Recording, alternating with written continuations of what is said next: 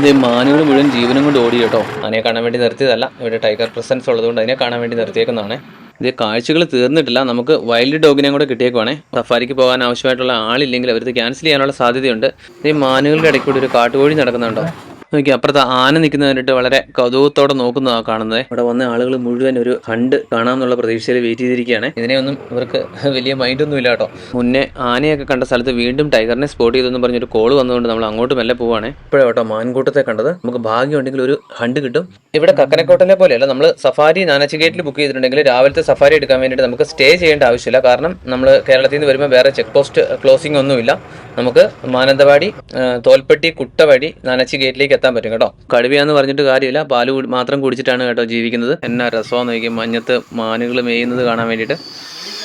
നാനാച്ചി കർണാടകയിലെ നാഗർഹോളെ ടൈഗർ റിസർവിനുള്ളിലുള്ള ഒരു സഫാരി ഓപ്ഷനാണ് കേട്ടോ നാനാച്ചി. നമ്മുടെ കബിനി സഫാരി എന്നുള്ള പേരിൽ ഫേമസ് ആയിട്ടുള്ള കക്കനക്കോട്ടെ സഫാരി കൂടാതെ നാഗർഹോളയിലുള്ള മറ്റൊരു ഓപ്ഷനാണ് ഈ നാനാച്ചി എന്ന് പറയുന്നത്.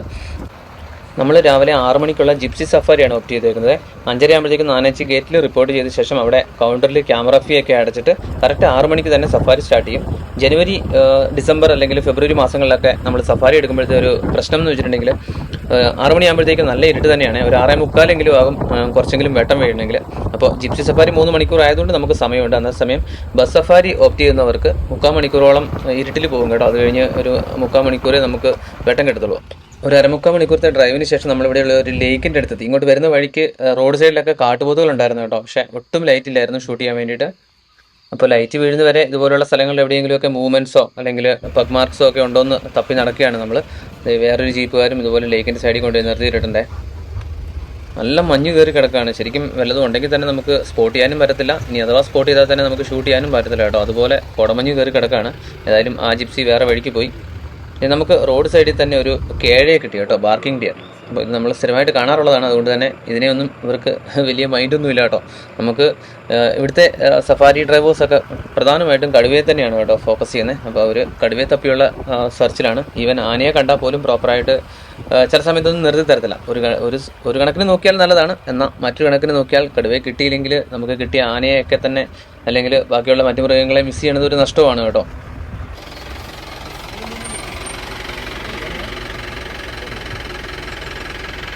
നാനാച്ചിൽ നമുക്ക് 2 സഫാരി ഓപ്ഷൻസ് ഉണ്ട്. ഒന്ന് ബസ്, അതല്ലെങ്കിൽ നമ്മൾ ഈ എടുത്തതുപോലത്തെ ജിപ്സി സഫാരി. ജിപ്സി എടുക്കുന്നത് പക്ഷേ JLRൻ്റെ ആണ് കേട്ടോ, ജംഗിൾ ലോഡ്ജസ് ആൻഡ് റിസോർട്ട്സ് എന്ന് പറഞ്ഞിട്ട്. കക്കനക്കോട്ടയിലൊക്കെ സ്റ്റേ ഓപ്ഷൻസും സഫാരിയും കൂടെ ചെയ്ത് കൊടുക്കുന്ന, അല്ലെങ്കിൽ ബന്ദിപ്പൂരൊക്കെ ചെയ്ത് കൊടുക്കുന്ന അതേ ഗ്രൂപ്പിൻ്റെയാണ്. എന്നാൽ ഇവിടെ നമുക്ക് ജിപ്സി സഫാരി മാത്രമായിട്ട് ബുക്ക് ചെയ്യാൻ പറ്റും കേട്ടോ ഓൺലൈനിൽ. ഒടുവിൽ നമുക്കൊരു ആനക്കൂട്ടത്തെ കിട്ടിയേ. മുന്നേ നമ്മളിങ്ങോട്ട് വരുന്ന വഴിക്ക് ഒരു പാടത്തിൻ്റെ സൈഡിലായിട്ട് ആനക്കൂട്ടത്തെ കണ്ടെങ്കിലും നിർത്തിയില്ല. പക്ഷേ ഇവിടെ കൊണ്ടുവന്ന് നിർത്താൻ കാരണം ഇതിനടുത്ത് ടൈഗറിൻ്റെ പ്രസൻസ് ഉണ്ടെന്ന് പറഞ്ഞിട്ട് വേറൊരു ജീപ്പുകാരുടെ അടുത്ത് നിന്ന് ഇൻഫർമേഷൻ കിട്ടിയതുകൊണ്ട് കേട്ടോ ഇവിടെ നിർത്തുന്നത്. ആനയെ കാണാൻ വേണ്ടി നിർത്തിയതല്ല, ഇവിടെ ടൈഗർ പ്രസൻസ് ഉള്ളതുകൊണ്ട് അതിനെ കാണാൻ വേണ്ടി നിർത്തിയേക്കുന്നതാണ്. ഏതായാലും ടൈഗറിനെ കാണാൻ നിർത്തിയ സമയത്ത് നമുക്ക് ആനയെ ഒന്ന് ഷൂട്ട് ചെയ്യാം. പക്ഷേ ഞാൻ മുന്നേ പറഞ്ഞ പോലെ തന്നെ കോടമഞ്ഞ് കയറി കിടക്കുന്നതുകൊണ്ടേ വിഷ്വൽസിന് അത്ര ക്ലാരിറ്റി ഉണ്ടാവത്തില്ല.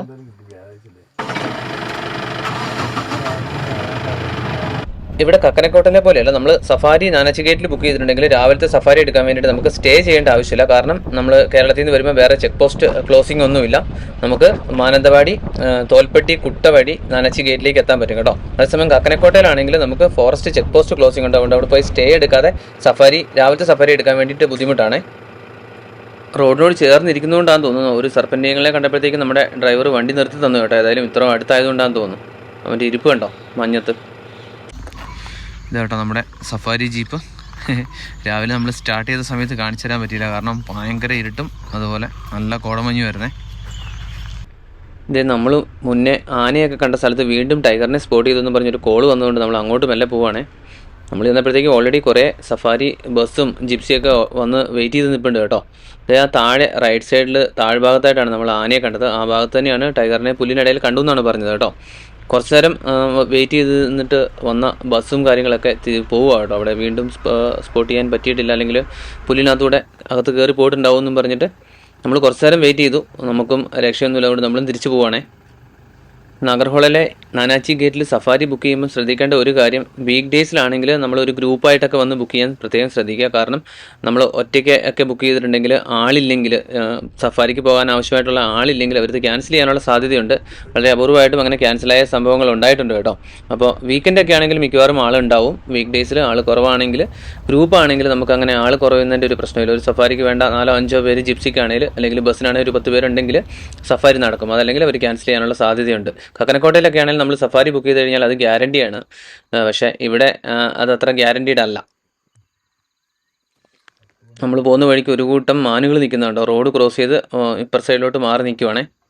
മഞ്ഞുണ്ട്, നല്ല രീതിയിൽ മഞ്ഞുണ്ട്. 7:30 ആയിട്ടും മഞ്ഞിനൊരു കുറവുമില്ല കേട്ടോ. പക്ഷേ തൊട്ടടുത്തായതുകൊണ്ട് മാൻകൂട്ടത്തെ മഞ്ഞിനകത്ത് നിൽക്കുന്നത് കാണാൻ നല്ല രസമുണ്ടേ. ഓ ഹെവി. ഏതായാലും കുറച്ച് നേരം നിർത്തി ഇതിനെയൊക്കെ എടുത്തിട്ടാണ് കേട്ടോ നമ്മളിവിടുന്ന് പോയത്. കാരണം കടുവ 2 പ്രാവശ്യം മിസ്സായി. അപ്പോൾ മാനുകളെയെങ്കിലും എടുക്കാമെന്ന് വിചാരിച്ചു കേട്ടോ. എനിക്ക് എന്നാ രസമാണെന്ന് നോക്കി മഞ്ഞത്ത് മാനുകൾ മേയുന്നത് കാണാൻ വേണ്ടിയിട്ട്.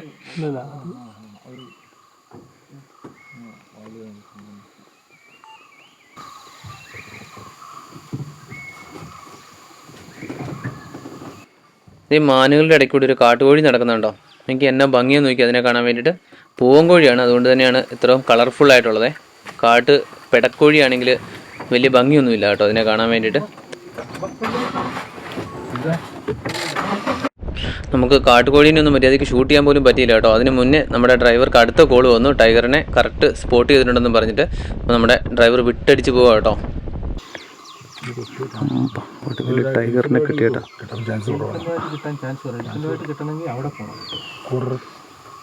കണ്ട കിടക്കണേ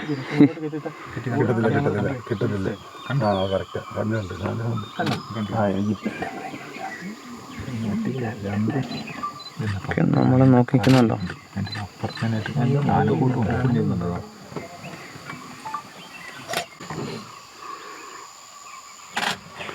ആനയും കടുവയും അടുപ്പിച്ചടുപ്പിച്ച് ഒറ്റ ഫ്രെയിമിൽ കിട്ടത്തില്ല.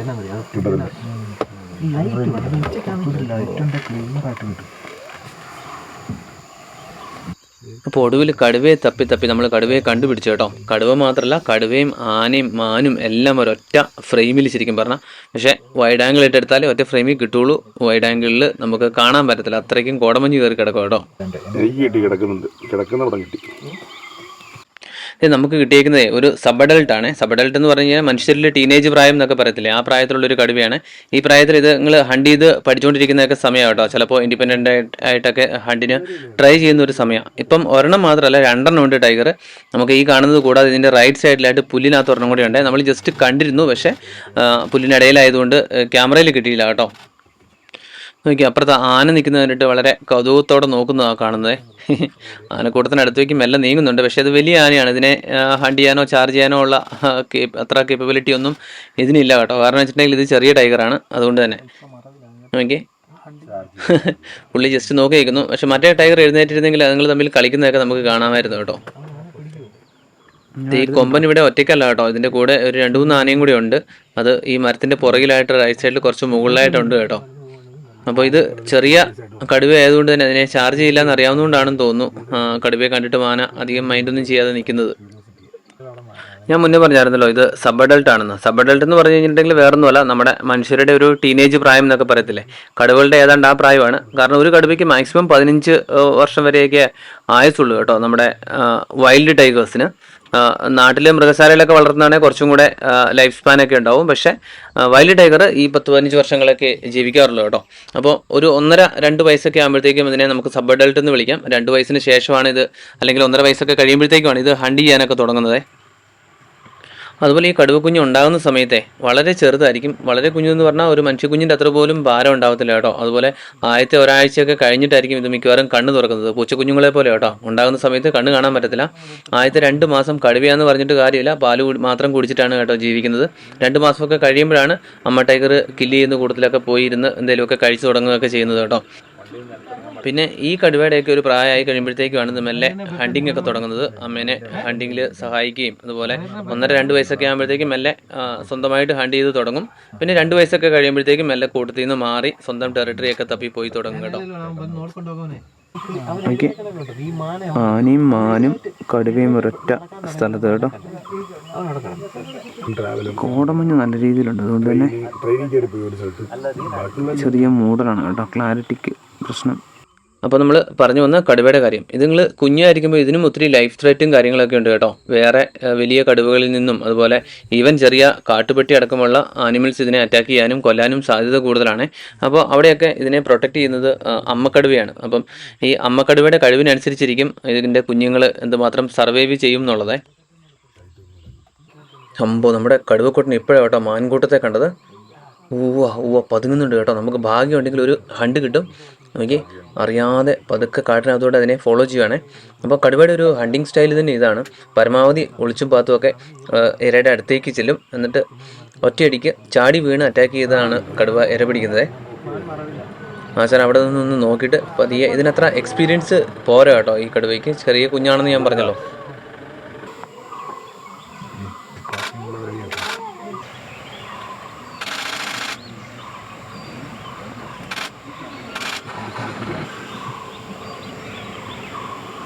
മാൻ കണ്ടിട്ട് കയറിക്കൊണ്ടോ.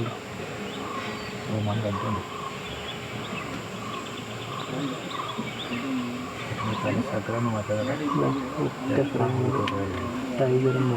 നമ്മളെപ്പോലെ ഇവിടെ വന്ന ആളുകൾ മുഴുവൻ ഒരു ഹണ്ട് കൺമുന്നിൽ കാണാമെന്നുള്ള പ്രതീക്ഷയിൽ വെയിറ്റ് ചെയ്തിരിക്കുകയാണ്. കടുവ അവിടെ ഒന്ന് ഇരുന്നു, മാൻകൂട്ടങ്ങൾ സ്റ്റിൽ കയറി പോയിട്ടില്ല, അവിടെ ഉണ്ട് കേട്ടോ.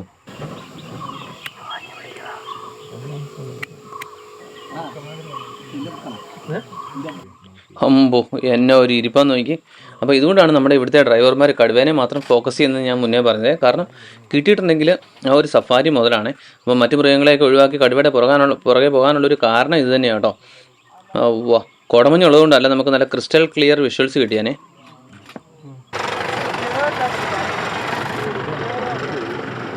ഇത് മാനുകൾ മുഴുവൻ ജീവനും കൊണ്ട് ഓടി കേട്ടോ. ഞാൻ മുന്നേ പറഞ്ഞില്ലായിരുന്നു വളരെ ഇൻഎക്സ്പീരിയൻസ്ഡ് ആണ്, സബ് അഡൾട്ട് ആണ്, പഠിച്ചു വരുന്നതുള്ളതെന്നൊക്കെ. അപ്പോൾ പുള്ളിയുടെ ഹണ്ടിങ് സ്കിൽസ് ഒന്നും അങ്ങോട്ട് ഫുൾ ഫ്ലെച്ചിലായിട്ടില്ല. അതുകൊണ്ട് ദൂരെ നിന്ന് തന്നെ ഇതിൻ്റെ പ്രസൻസ് അറിഞ്ഞിട്ട് മാനുകൾ ഓടി രക്ഷപ്പെട്ടു കേട്ടോ. ആശാൻ വിടാൻ ഉദ്ദേശിച്ചില്ല, മാനുകൾ പോയ ഡയറക്ഷനിൽ തന്നെയാണ് നടന്നുകൊണ്ടിരിക്കുന്നത്. ഏതായാലും മാനുകൾ ഓടി മുകളിൽ കണ്ട കാട്ടിലോട്ട് കയറിയിട്ടുണ്ട്.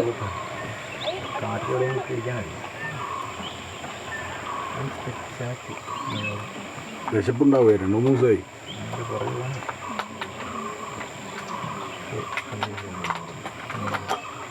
ഇതിനകത്ത് എവിടെയോ ഉണ്ട് ആശാൻ. എൻ്റെ പുറകെയാണ്, മാനിൻ്റെ പുറകെ പിടിപ്പിച്ചതാണ്. മാനുകളെല്ലാം ഓടി രക്ഷപ്പെട്ടു. അപ്പം പുള്ളി ഇതിനകത്ത് എവിടെയോ ഉണ്ട് കേട്ടോ. ടൈഗർ മാനുകളെ ഓടിച്ച് കാട്ടിലോട്ട് കയറിയപ്പോഴത്തേക്കും വണ്ടികളെല്ലാം വിട്ടു പോകാനേ.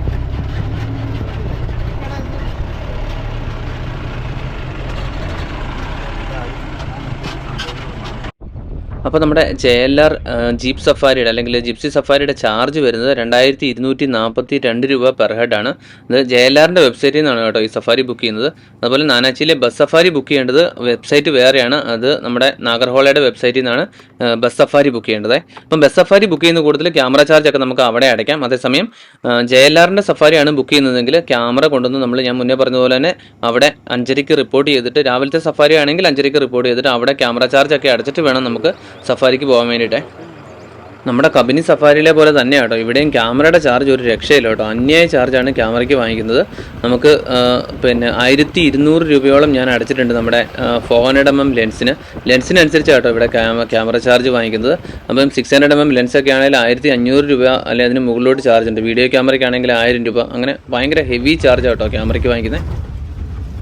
അപ്പോൾ നമ്മുടെ സഫാരിയുടെ സമയം ഏകദേശം തീർന്നു കേട്ടോ. 9 മണിയായി. 9 മണിയായിട്ടും കോടമഞ്ഞ് മാറിയിട്ടില്ല. അപ്പോൾ ഇന്നത്തെ ക്ലൈമറ്റ് ഇങ്ങനെയായിരുന്നു. എന്തായാലും നമുക്ക് വയറ് നിറയെ കടുവയെ കിട്ടിയതിൻ്റെ സന്തോഷത്തിൽ നമ്മൾ തിരിച്ച് യാത്ര തുടരുക കേട്ടോ.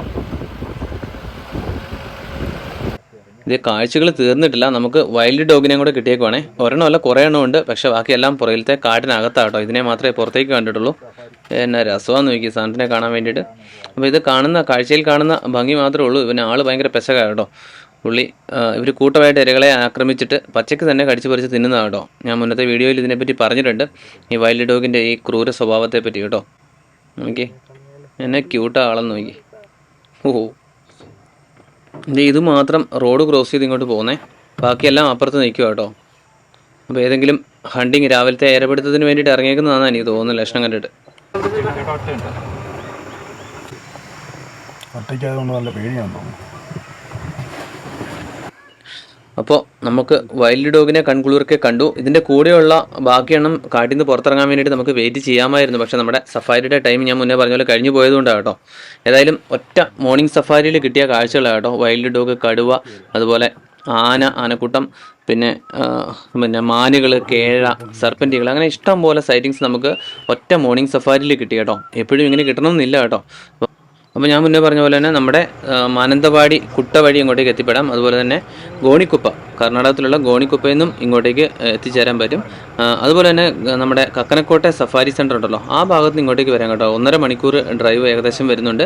അതിൽ 1 മണിക്കൂറും കാട്ടിനകത്തൂടെ തന്നെയാണ്. അപ്പോൾ അവിടുത്തെ അപ്പുറത്തെ കക്കനക്കോട്ട സൈഡിലുള്ള ചെക്ക് പോസ്റ്റിൽ നിന്ന് കയറി കഴിഞ്ഞാൽ കറക്റ്റ് 1 മണിക്കൂറിൽ ഇവിടെ ചെക്കൗട്ട് ചെയ്തില്ലെങ്കിൽ ഇവർ ഫൈൻ അടിക്കുവേ. അപ്പോൾ കാട്ടിൽ എവിടെയും നിർത്തിയിട്ടൊന്നും വരാൻ നമുക്ക് സമയം ഉണ്ടാവില്ല. പെട്ടെന്ന് അതുവഴി കയറിയാൽ കാട്ടിനകത്തൂടെ ഡ്രൈവ് ചെയ്ത് ഇപ്പുറത്തെ നാനാച്ചി ഗേറ്റിൽ എത്താൻ പറ്റും കേട്ടോ, കക്കനക്കോട്ടയിൽ നിന്നും.